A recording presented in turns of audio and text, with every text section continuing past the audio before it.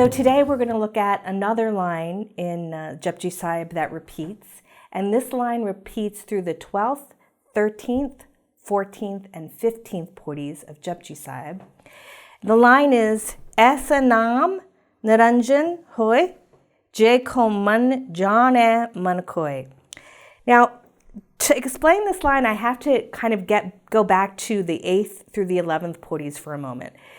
In the 8th through the 11th pauris of Japji, Guru Nanak talks about the virtues of sunya, of listening deeply. And 20% of all of Japji is devoted to this idea of sunya, and then the 12th through the 15th pauris, the idea of manne. And they actually have a relationship. So sunya is the first step. I learned how to listen. I just learned how to listen very deeply. Manne is when you start to accept what you're hearing, or you're agreeing to what you're hearing, or you're trusting. So it's like an opening of the inner voice and the intuition on one level through listening, and then your mind agreeing to go along with what that listening is revealing to you. So the 12th through the 15th pauris highlight the virtues of this state of consciousness, of agreeing, going along with, trusting what you hear, or what often gets translated as obeying.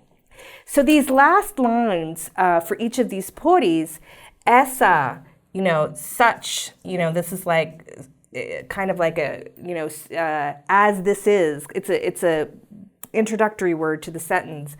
Nam is our divine identity. Niranjan is a beautiful word that just means clear, pure, sweet, like a crystal clear stream. Okay, so what this line, and this is a verb that, kind of like happens, is a very rough translation of what that verb is doing. So the divine identity within me, the Nam within me, makes me become pure. It purifies my mind, allows me to be sweet and flowing.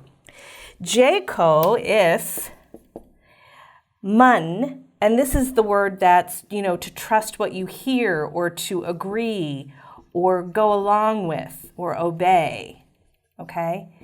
If you can learn to trust what you hear when you listen, jane manakoy. Now this is the theory of knowing. This is the theory of knowledge in Gurbani in these 3 lines.